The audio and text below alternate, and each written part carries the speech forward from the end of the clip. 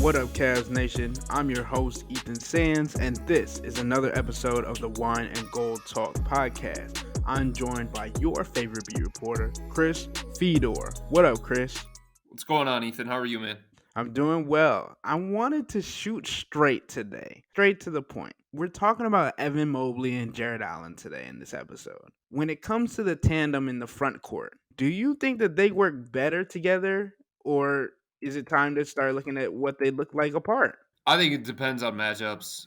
I understand the merits of making Evan Mobley the full-time five and going with a four-shooter lineup. I also understand the merits of going with Jarrett Allen and Evan Mobley together and what that means for the Cavs on the defensive end of the floor. The thing that I would say is if you watch the game against Detroit, that was a tough matchup for Evan. He was very quiet. He was getting pushed around. The Pistons were just more physical than Evan was underneath. And there are certain matchups like that, Ethan, where Evan playing the five isn't the best thing for the Cavs because he's just not ready for it physically. You know, so many people talk about Anthony Davis and his transition to the five, and Chris Bosh and his transition to the five, and Kevin Garnett and his transition. Well, it's like that didn't happen right away for those guys. It happened more towards the end of their career as they got more comfortable inside, as they got more physically mature, as they got bigger and stronger.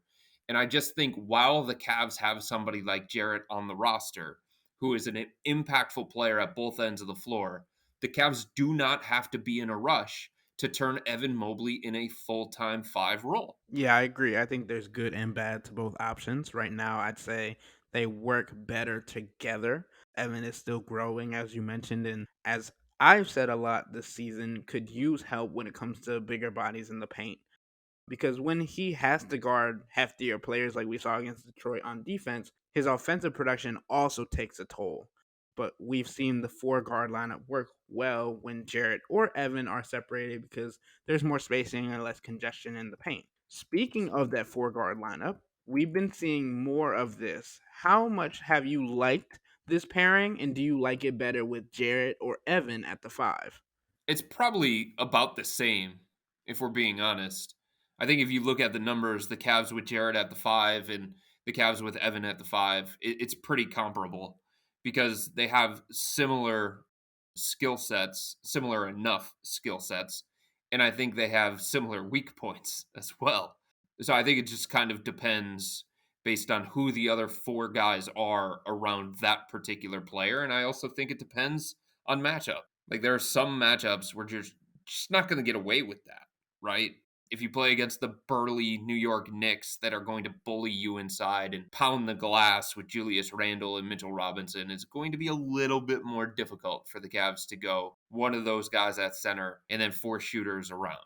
It's doable because Niang can be pesky on the defensive end of the floor and he can bother guys that aren't super quick. But it is matchup based, I think, still at this point when it comes to the Cavs.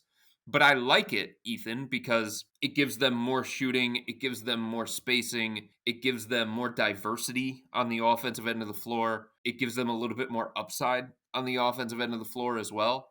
And I don't think it's surprising that in short bursts, that kind of lineup can be really, really impactful given some of the options that JB has at his disposal to play a smaller type style. I think I would have to go with liking Jarrett at the five more, just because it feels like there's more protection.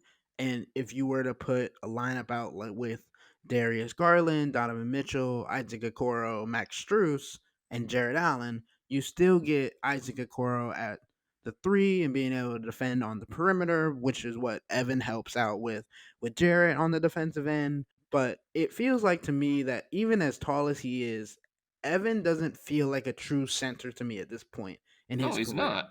He's not. And you talked about it earlier in this podcast. He gives off very much young Chris Bosh, young Kevin Garnett. And I mean, and Giannis was really, really skinny coming into the league. Don't get me wrong. Evan is a great defender and is better than Jarrett at perimeter defense, that I just mentioned, which is important in today's game. But it feels like the true center is kind of coming back with players trying to impose their will on smaller centers as teams have been trying to stretch the floor. But against those teams like the Nuggets, the 76ers, and the Bucks, who the Cavs have coming up, you need Jarrett in the paint to man the middle. Look, I mean, Jarrett is a natural center. He's been a center his entire career. Since coming into the NBA, there wasn't any kind of debate, is he a 4, is he a 5, based on his size, based on his skill set, based on his strengths and weaknesses. So it makes sense that Jarrett would be more comfortable in those kinds of lineups without Evan, right? It would make sense that the Cavs can function a little bit better with Jarrett at the 5 and no Evan, as opposed to Evan at the 5 and no Jarrett, because Evan Mobley, since coming into the NBA, has been a full time 4. Now, yeah, there are times throughout the course of a game, yeah, there are times throughout the course of a season that Evan is going to get spot minutes at the 5, and he's going to be the backup 5 based on the roster construction right now. But at the same time, like one guy is a natural at the position and the other guy is learning all of the nuances of the position. Evan's responsibilities when he plays the full time 5 on offense are different, right? He's more of a screen setter and a roller and a lob threat and stuff like that. His responsibilities when he's playing full time 5 without Jarrett on the defensive end are different too. He can't be as much of a help defender. He can't be as much of a weak side defender. He can't be as much of a roamer. It's just a different kind of role that he's thrust in when he plays the full time 5 without Jarrett. And it makes sense that Evan is still learning those aspects of it. It makes sense that Evan is still trying to get more comfortable playing that particular position because he just hasn't since coming into the NBA. When we're talking about how impactful Evan can be on both sides of the floor, I think putting him in that 5 role, like we've talked about, takes away from his offensive production, which we've seen recently has gone up. He's been more adamant on taking shots outside of 5 feet. He's taken 3 pointers. He's made 3 pointers in the last couple of games. And that is something that we want to keep seeing from Evan, especially with the Cavs struggling on offense right now, needing somebody else to step up in Donovan Mitchell's lackluster performances on field goal percentage as of late. We've talked about on multiple occasions to make this Cavs team as good as it can be in the future. Now, whenever Evan needs to be able to be a right now in this lineup in this roster would be a top 3 scorer for the team, and potentially later being a top 1 or top 2 guy for the offensive production as well as what he brings to the table on the defensive end. Ethan, I think the complicated thing when it comes to the whole Jared Allen and Evan Mobley together versus apart conversation is this. What is it that you're trying to get out of it? What is it that you're trying to fix? Because if you're somebody out there that is saying, all right, the Cavs offense is just trash and it needs to be better, and if it's not better, it's going to cap their ceiling. And they're probably going to be first round playoff exit just like last year. If that's how you feel, then I can understand that.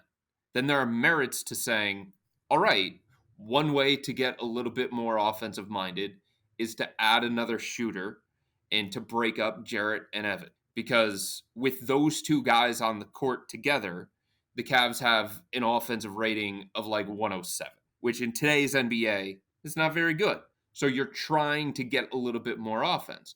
But there's also an argument that says, hey, like the Cavs won 51 games behind their defense. This is a defense first team, this is a defense first organization, and they need to fix that first before they start looking at changing some lineups, changing some rotations, trying to get a little bit more offensive juice. So it all depends, like what are you trying to get out of the move? Do you feel like the offense needs to be significantly better? Do you feel like the Cavs need to get back to their defensive roots? You know what I mean? Yeah, I think they do because that's what this team is and that's what they've been. So then breaking up Jared and Evan doesn't make a whole bunch of sense to me because they're going to be a better defensive team. Their highest ceiling defense is always going to have both of them together. Right now, you need both. If you take one of them out, you may get more offense, but the defense goes down significantly. Right, because who are you putting at the 4? So if you're taking out one of Jarrett or Evan, who are you putting at the 4? And I think that might be the position that the Cavs don't really have. Like when you came into the season, before the injuries, they had at least three guards starting and on the bench ready to go in.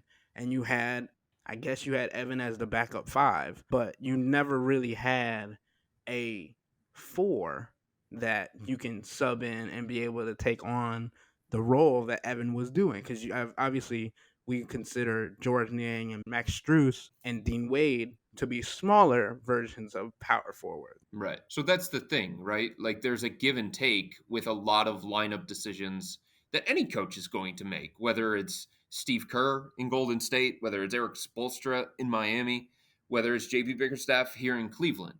It's not that the Cavs don't have competent 4 options. They do. Niang can play the 4. Strus can play small ball 4. Dean Wade can play the 4 when healthy. The thing is, the difference between Evan, the gap between Evan as a defender and whoever the Cavs are going to replace him with in that kind of setup is unbelievably significant.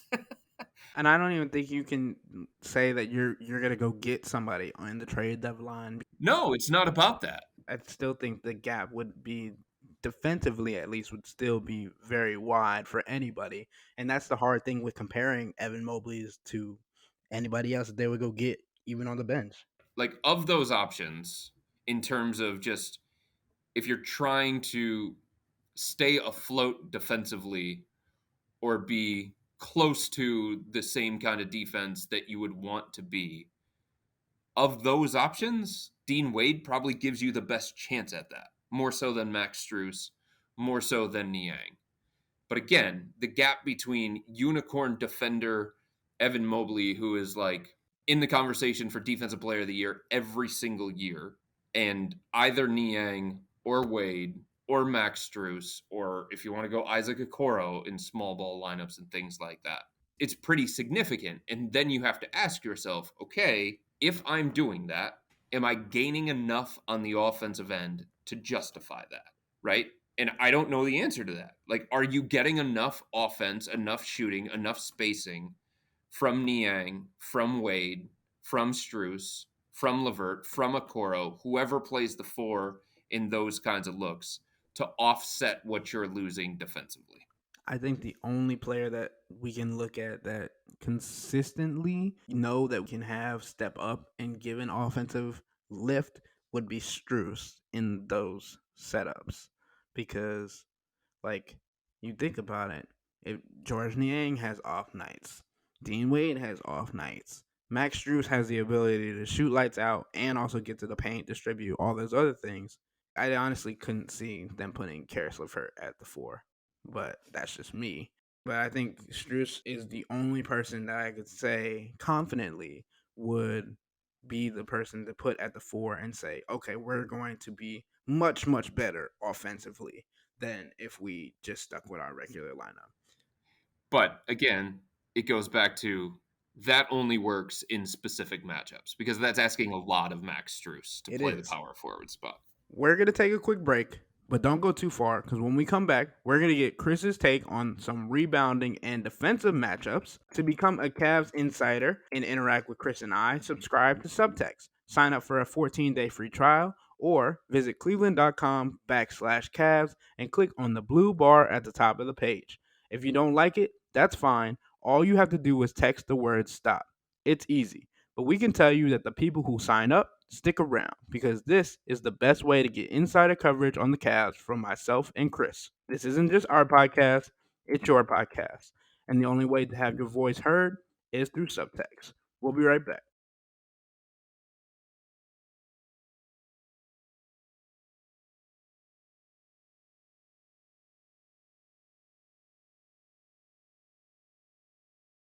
All right, we're back. Chris, there have been games where the Cavs have relied on players like Max Strus and Donovan Mitchell to get rebounds more than Jarrett Allen and Evan Mobley. Can you explain why that might be? Well, I think part of it is the responsibility that each of those guys has. It starts there. If Evan and Jarrett are going to battle guys underneath, and they're going to try and box out whoever it is. Against Detroit, it was big Isaiah Stewart and Jalen Duren, who is one of the premier rebounders in the NBA, also one of the youngest kids in the NBA as well. But like if that's their responsibility and they're the ones boxing out, okay, then somebody else has to come in and get those rebounds. I also think that Jarrett and Evan have so much other responsibility on the defensive end of the floor, and sometimes they switch and they're pulled out to the perimeter, and sometimes Evan Mobley is roaming as opposed to sitting in the paint and things along those lines.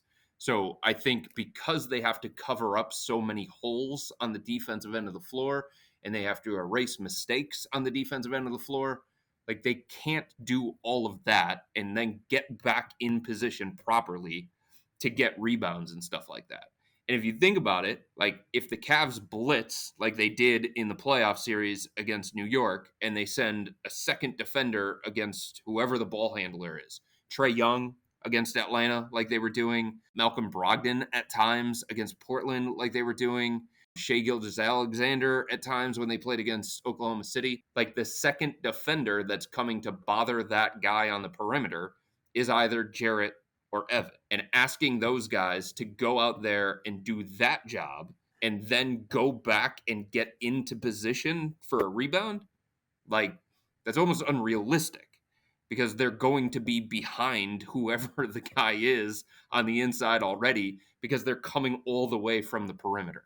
So I think there are a bunch of different things. In saying all of that, Ethan, like both guys have to be better when it comes to finishing defensive possessions with the rebound, and rebounding continues to be a problem for this team.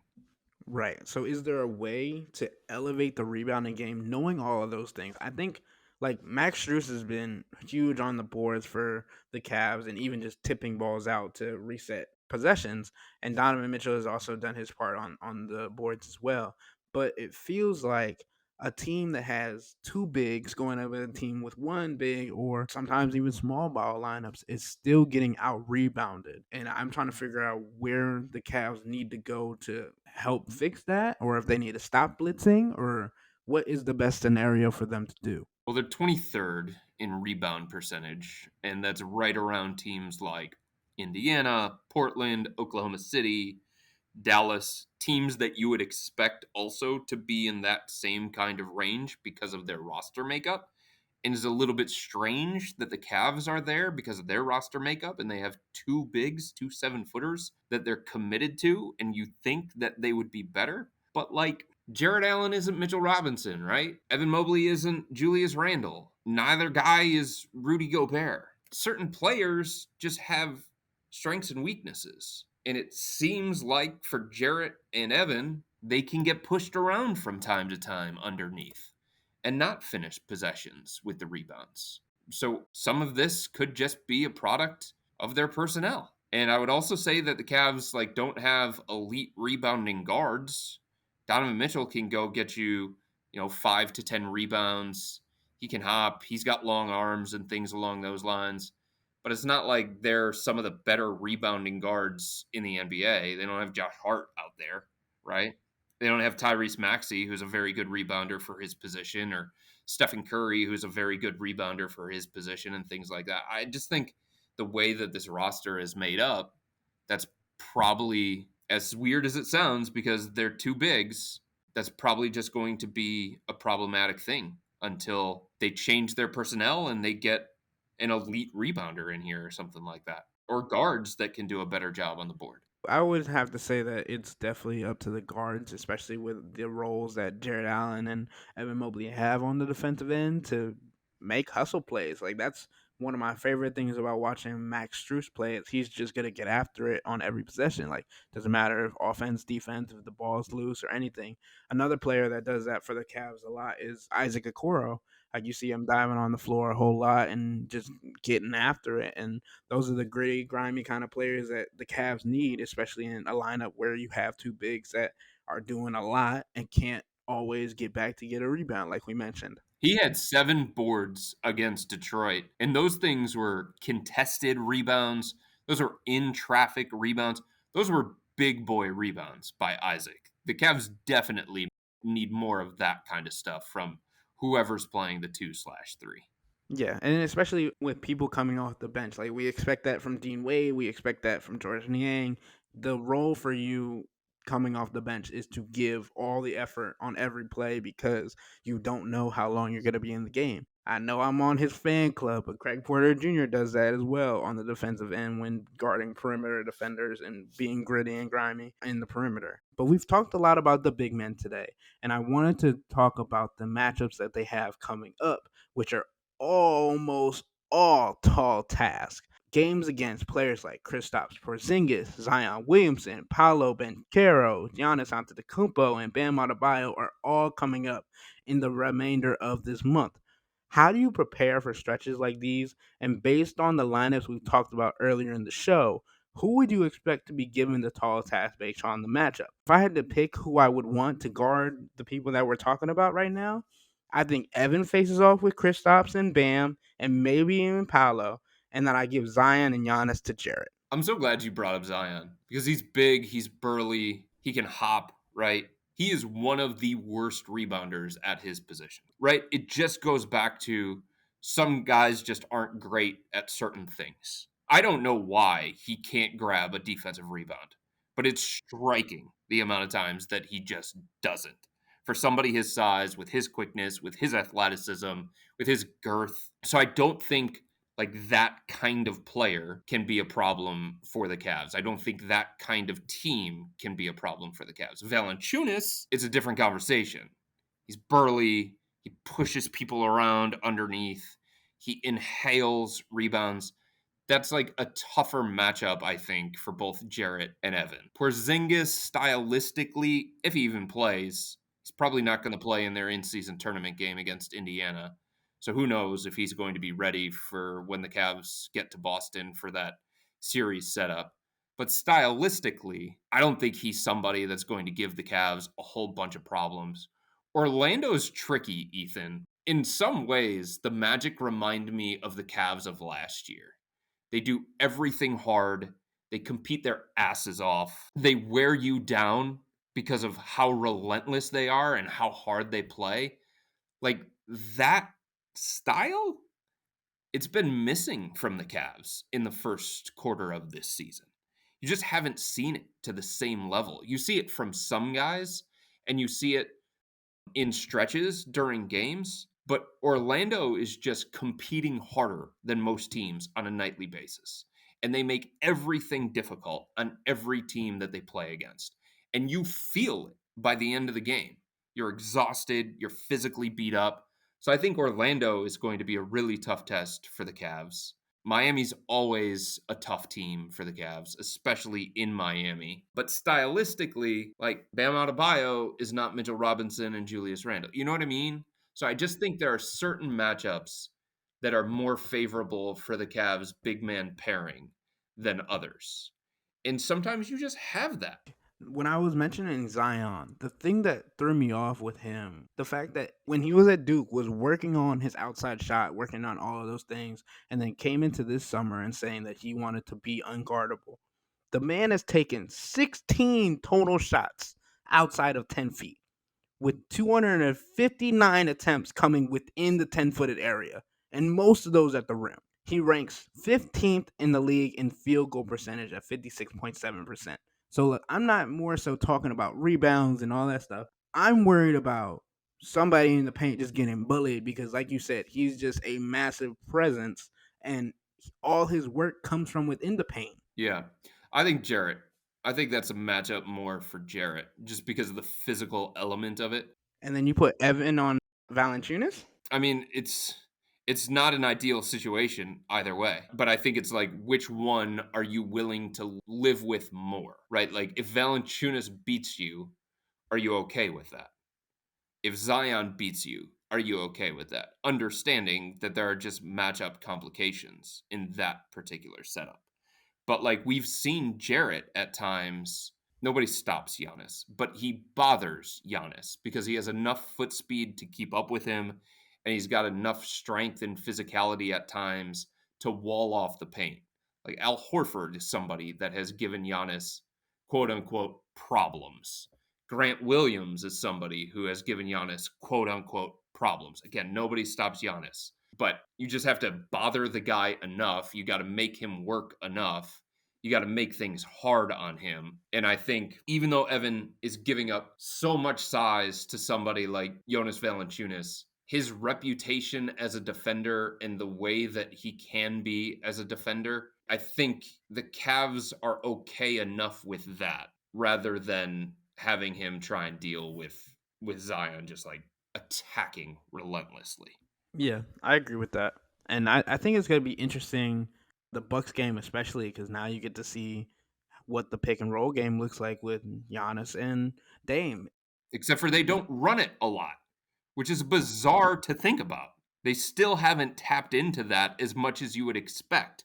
I was listening to the great Zach Lowe, the Low Post podcast, driving back from Detroit, and I forget the number that he threw out, but it was a very, very low number. Everything that Milwaukee talked about after getting Dame and during training camp and going into the regular season was we've got what looks like an unstoppable pick and roll pairing, and yet they're not running it as much as you would think they would given what they were talking about. They're not inverting it either. They're not having Giannis bring the ball up and Dame set the screen for him. It's really, really bizarre. And I think part of the reason why Milwaukee is kind of off to this wonky start is because they're not taking advantage of what could be their best pet set. And maybe they're just holding off on it. Maybe they're just working on it behind the scenes and they aren't ready to unleash it in a game situation, or they're not comfortable enough unleashing it in a game situation, or they don't want to overuse it. I don't know. But it's bizarre that they have what seems like one of the most formidable duos in the NBA and a pet set that they can go to at any moment, and they're hesitant to use it. It would be like the Cavs just completely abandoning the pick and roll when they have two elite pick and roll players and an elite pick and roll big. You can't, right? Because you have so much talent that you have to take advantage of that. And for some reason, Milwaukee's not doing it. It's bizarre. I'm glad you mentioned the comparison because I was running some numbers earlier, and Damian Lillard ranks fourth in average points off the pick and roll as the ball handler. So you would think that he would be dumping it down to Giannis or whatever it may be, but he's got 11.4 points average off of pick and roll, while Donovan Mitchell has 9.1, which is at 10th in the league. So it's really interesting to see like they don't use it, but when they do, it's effective Oh, enough yeah. for Dame to still be like top 5 in the league, and yet they're still not using it. I mean, it's crazy effective. They should use it more with how effective it is. But with that, everybody, we're going to wrap up this episode of the Wine and Gold Talk podcast. But remember to become a Cavs insider and interact with Chris and myself by subscribing to Subtext. Sign up for a 14-day free trial or visit cleveland.com/Cavs and click the blue bar at the top of the page. If you don't like it, that's fine. All you have to do is text the word STOP.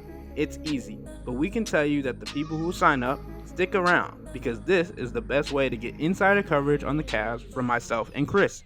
This isn't just our podcast, it's your podcast. And the only way to have your voice heard is through Subtext. Y'all be safe. We out.